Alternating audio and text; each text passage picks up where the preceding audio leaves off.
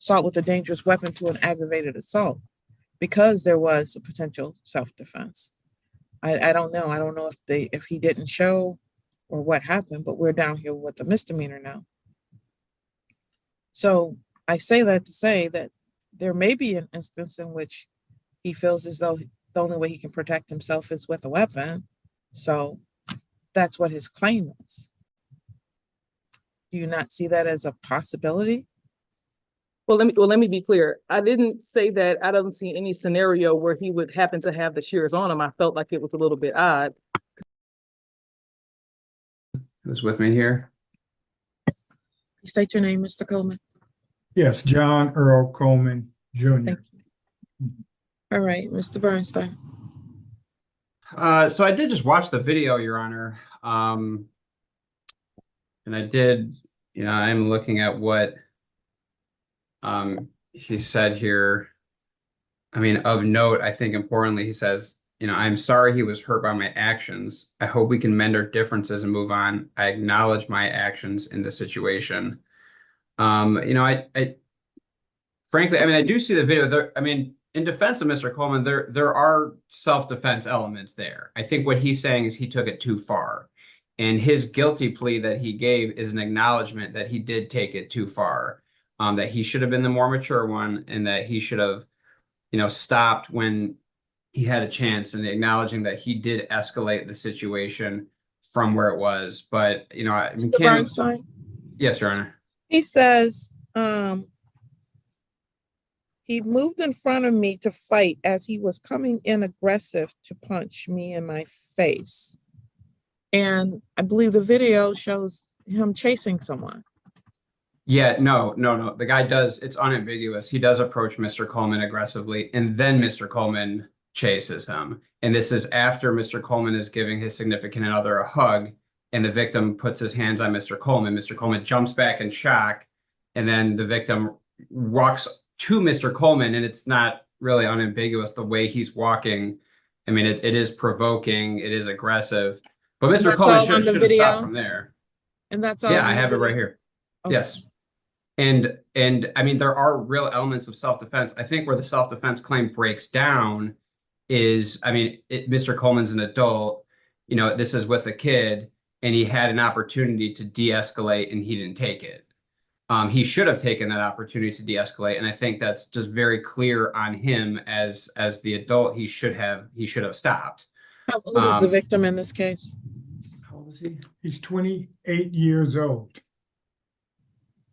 And the other part I have a question about is, was there a stabbing and another stabbing of the same victim by Mr. Coleman? Like a second one other than the day of? Yes. No, not that I know of. There was No. not a previous one it was mentioned in the police report, I think it was. Oh, I'd have to look at it.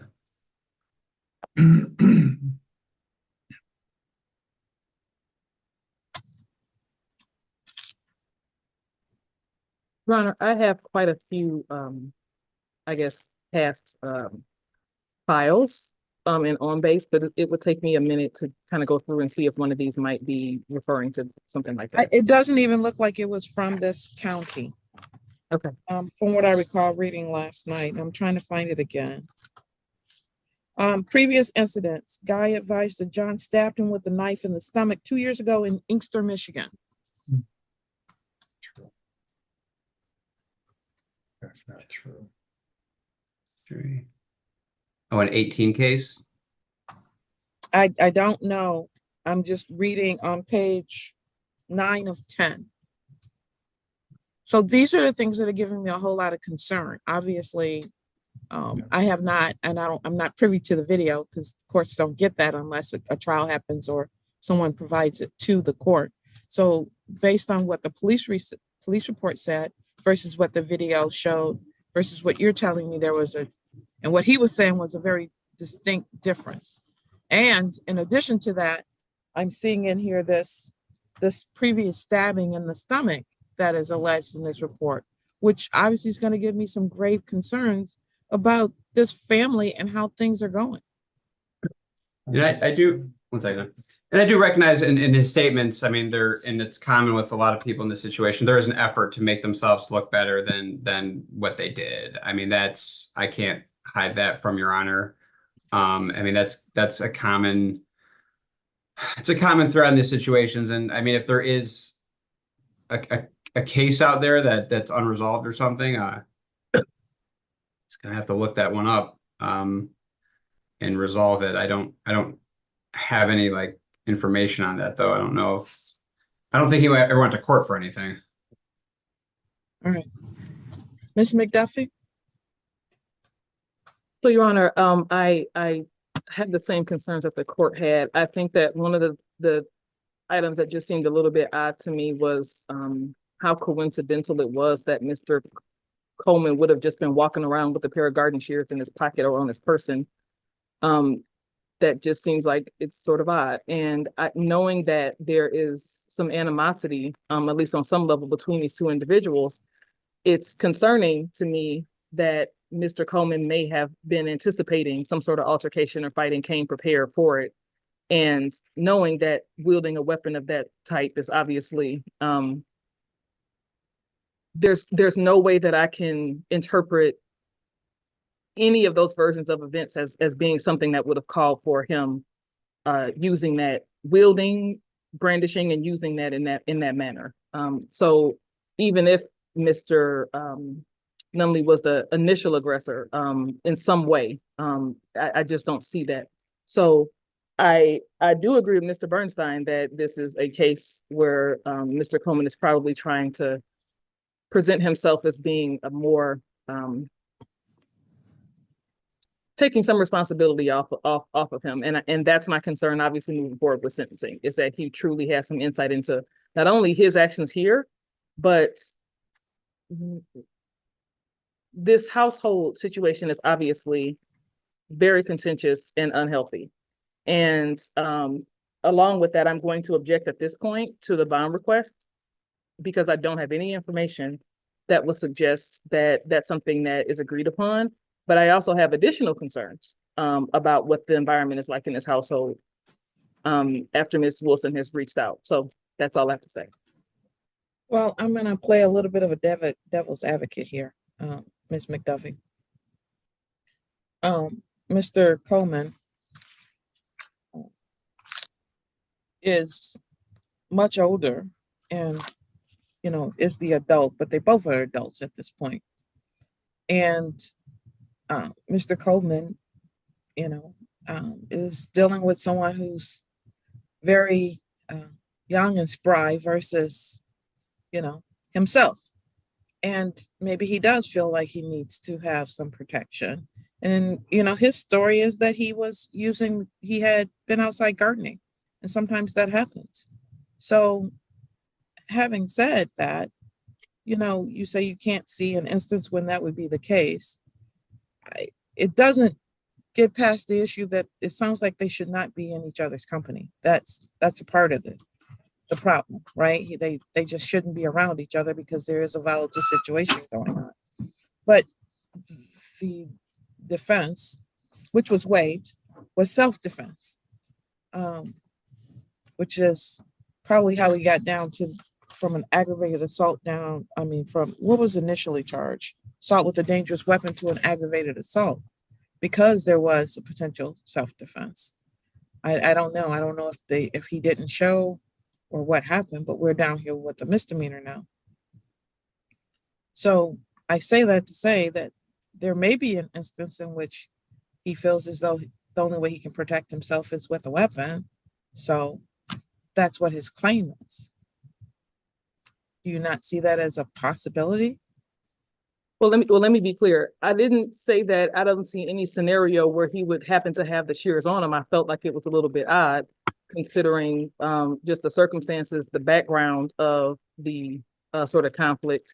And I don't, in the report at least, there's no reference to him engaging in some sort of gardening activity. It says that he remembered that he had garden shears in his pocket, and that he, after this issue, the pictures that are shown in the scene, I can see why the gardening would be necessary, I guess, looking at the photos of sort of the background there, but it didn't suggest that. What I was saying was that I don't see a scenario where under anybody's version of events, the sort of attack with that weapon would have been called for or necessary. So even taking Mr. Coleman's account of events as true, I just did not see going for somebody in a stabbing motion with that type of tool. If that's what I didn't see. I see. Okay. Being explained. I don't. But all of that said, and I'm trying to figure out if I should. In terms of, was Your Honor also referring to the bond request when you questioned what I was saying earlier, or just the factual basis of this The incident? factual basis, because I'm really trying to wrap my mind around them, so that I can figure out what is the best result here. You know, these types of situations are the most dangerous, because if we give them an opportunity to be back together, the scenario can happen again. And I'm extremely concerned if it's happened before, and I feel like I don't have a definitive answer to that. I see that Mr. Coleman has been nodding his head and denying that the previous incident happened, but it is referenced in the police report. So I just need to have a better understanding of that. I feel like I can't make an informed decision without that information. Yeah, if the temperature's too hot right now, I mean, it's maybe best to let it keep cooling down, and maybe some sort of facilitated discussion down the road is more appropriate for the parties to see if they can live together, than him just driving home right now. I mean, I want everyone to be Safe. Miss McDuffie, you mentioned something about contact by the victim advocate. Is there something you were able to share now about that? If we could approach really briefly, Ron. Yes. you have to go out. I'm going to talk about it.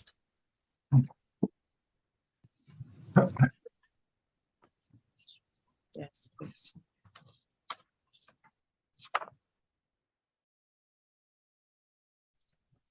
All right.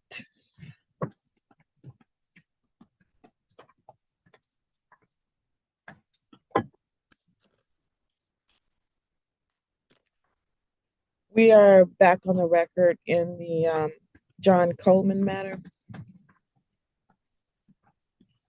Mr. Coleman, I've heard from everybody besides you today. Okay. Is there anything you'd like to say, Mr. Coleman? Yes, I would, Your Honor. Let me first start by saying I do bear the responsibility of that incident. I have reached out to his mother to tell him that I'm sorry for what took place. Since I wasn't able to tell him in person, I conveyed that through his mother. She said she told him. As I stated in my letter, I would like to mend our differences and try to move on. And that's why the condensed story wasn't the long version. Okay. I'm not sure I know what you mean by condensed versus wasn't the long. Yeah, when the probation department sent me the packet to Mhm. fill out, Okay, that last page said, if you need more room, take another sheet of paper and add it to, your version of the story. Okay. So I tried to keep it short and sweet. Not that I tried to slant it in my favor, although it sounds that way. And if it's taken that way, that's just the way I wrote it. But I only listed so much of the incident, if you can understand what I'm trying to say. Mhm. Yes, I can understand. Not Thank you. necessarily, and I agree, but I do understand what you're saying. Okay. Well, sir, You've heard my concerns. I've been very clear about what they are. Most importantly, my job is to try to make sure everybody remains safe. And right now, I'm not sure that people feel safe. There's a lot of work that needs to be put in before everybody is ready to be reunited as a family. Blending families is very challenging in and of itself. And when you have people who have these types of, well, there's animosity, and it's not just from that day. It sounds like it's from a long time. And the two of you are like oil and water right now. And I'm afraid, that would be an easy way to put it. I'm afraid it's more like ticking time bombs. And I'm afraid somebody's going to get hurt.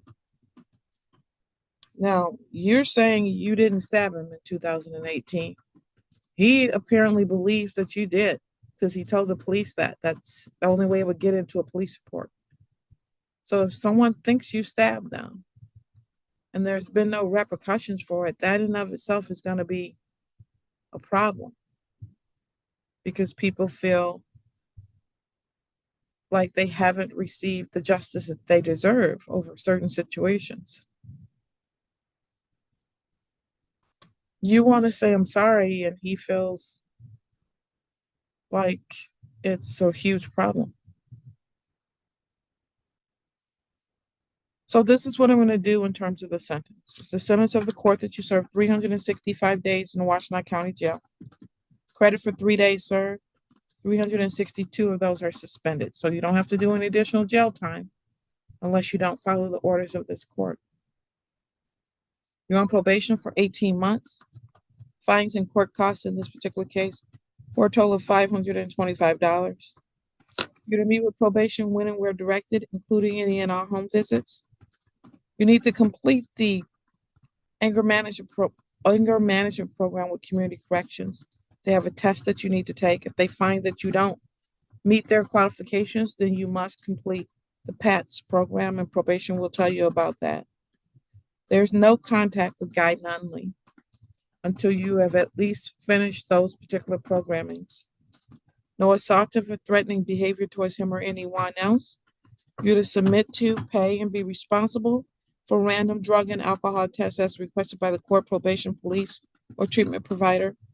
No use or possession of alcohol, marijuana, illegal drugs, paraphernalia, and no being in the presence of anyone carrying or using those or firearm components, ammunition, or dangerous weapons.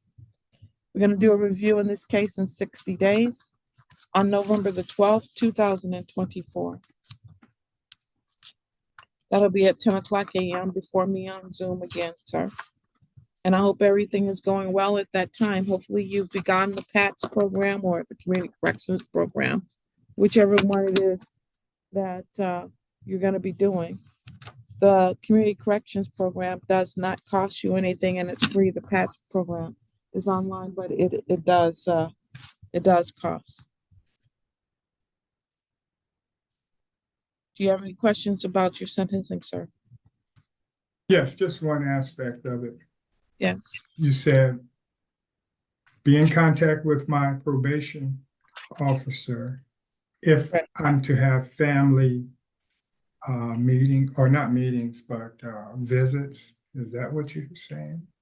No, I didn't say anything about family visits. I Okay. said that you cannot have any contact before your next review, at least. And hopefully you will have your classes done by then, so we can start to talk about whether or not the family can begin any reunification. And the mom will have had a chance by then to give her input on whether she wants that or doesn't want that. And the son, if maybe he knows that you've done some type of programming, might be more amenable to it. But as of right now, we don't have that. So it's no contact. Okay. Now, what you and his mom choose to do offsite when he's not around is there's not a no contact between you and her. The no contact is with God. Okay. I understand. Do you have any questions, additional questions, sir? No. All right, you're going to need to reach out to the probation department after 9 o'clock tomorrow. I'm gonna give you the phone number, okay? Okay, And I'm sure that Mr. Bernstein has it, but 734. And anybody else on the call that might get referred to probation needs to write down this phone number, 734-483-7336. Okay. mhm, All right, you're all set, sir. I wish you Thank you, Your luck Honor. in those scenarios. I hope things get better, so. Thank you.